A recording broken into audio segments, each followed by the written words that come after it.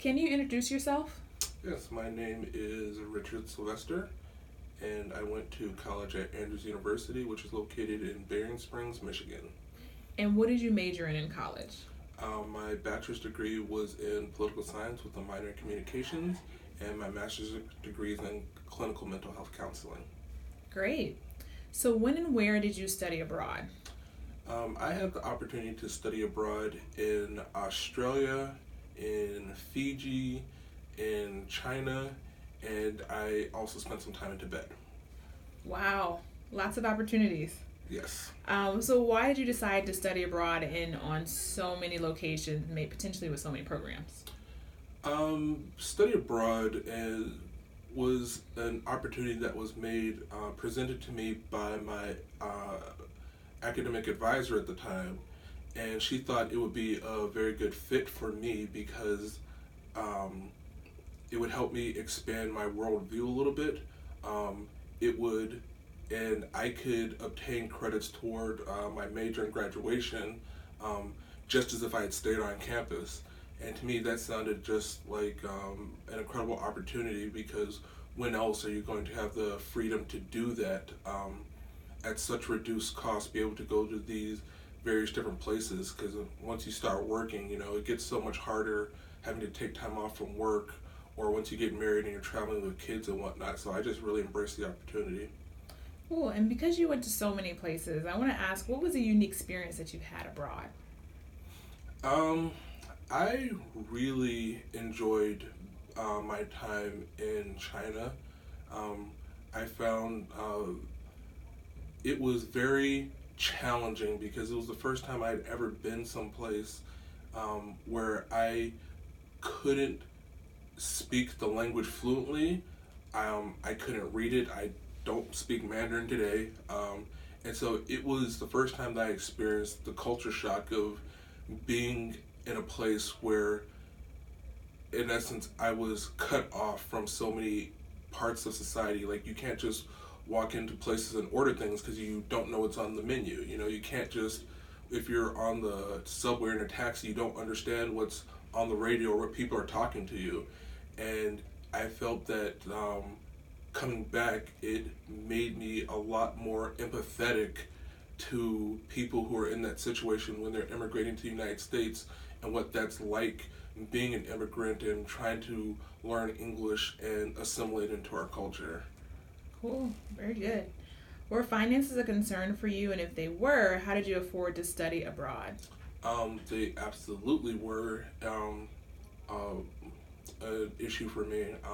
I also wanted to spend some time in Greece and Egypt, and it turns out that the money just wasn't there for me to do all of that. I financed the majority of my study abroad through working, because I also worked full-time while I was doing my undergrad, and unfortunately a lot of student loans which are having to be paid back right now, but I still feel like the trade-off was worth it. Okay. Can you tell us if while you were abroad, did you experience any discrimination or feel like you were treated any differently because of how you identify?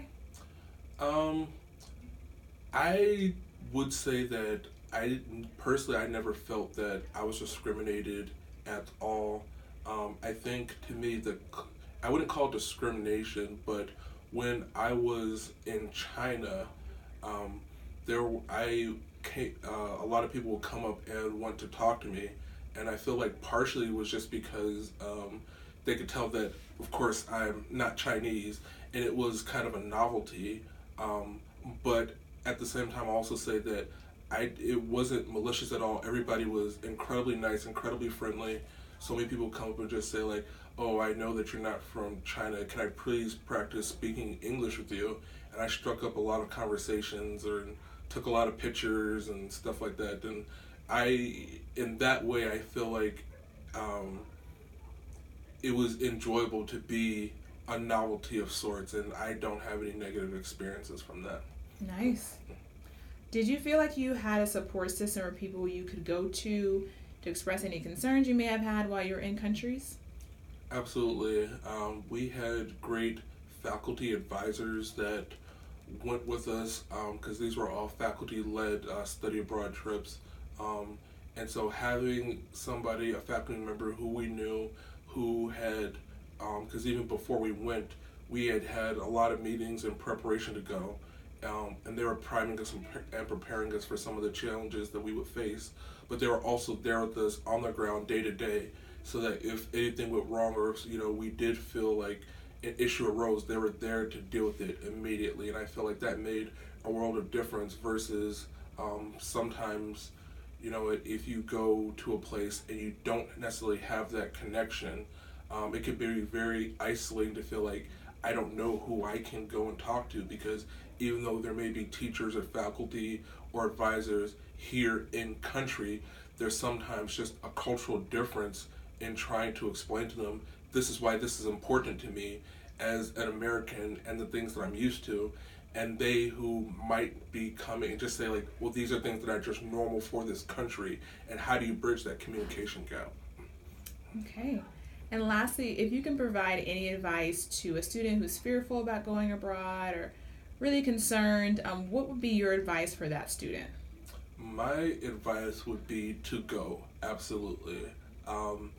That doesn't mean that you don't need to be thoughtful about it. That doesn't mean that you should just pack up and leave immediately. That doesn't mean that there aren't concerns to consider, whether it be about finances or safety or grades or credits or whatnot.